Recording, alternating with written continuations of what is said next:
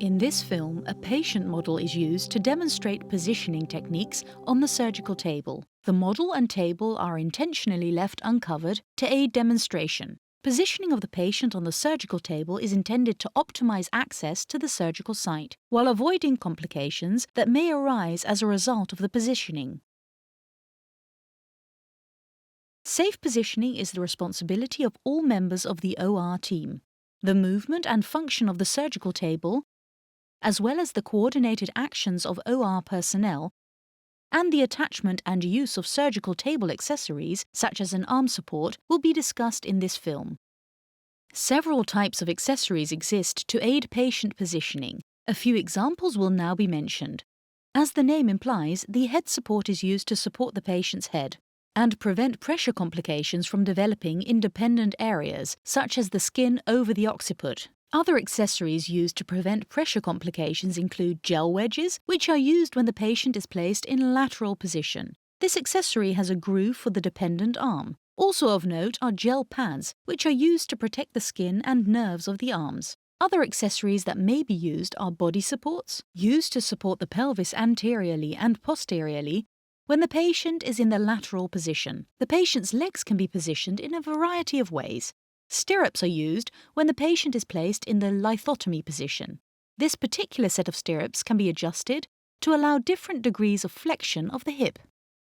These are but a few examples of accessories that can be used to ensure safe positioning of the patient. For a more detailed elaboration of the surgical table and use of its accessories, refer to the course Surgical Table.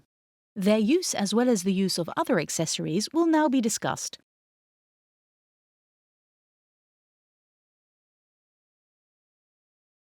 Typically, patient positioning begins with transfer from the patient's bed onto the surgical table. If the patient is unable to transfer themselves, 4 members of the OR team are required for the transfer. The actions of the team are typically led by the person at the head. In many hospitals, this transfer leader is anesthetically trained. They have responsibility for ensuring that spinal alignment is maintained during the transfer and are also responsible for the patient's airway.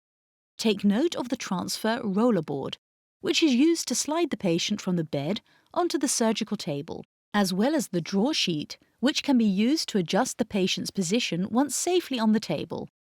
At the direction of the transfer leader, the patient is first rolled onto their side, with this team member positioning her hands at the patient's hip and shoulder. With 3 team members turning, the 4th team member positions the roller board underneath the patient, as now shown.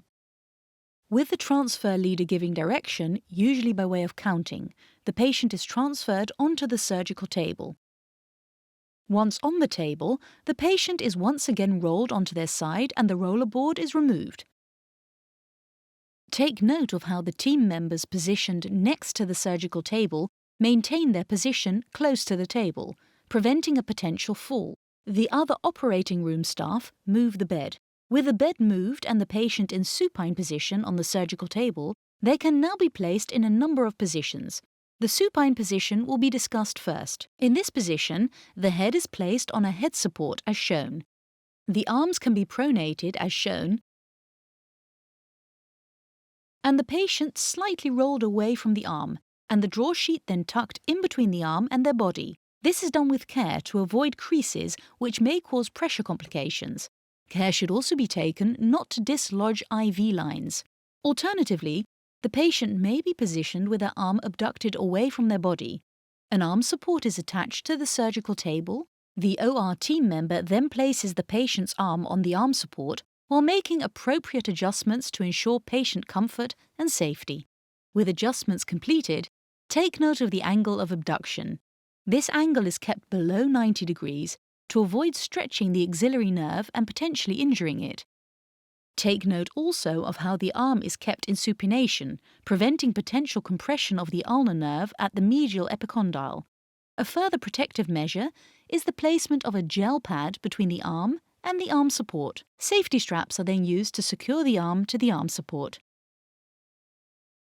In this position, the heels are also at risk of pressure complications. For this reason, a gel pad is placed between the heels and the surgical table, as shown. With the heels thus protected, supine positioning is complete.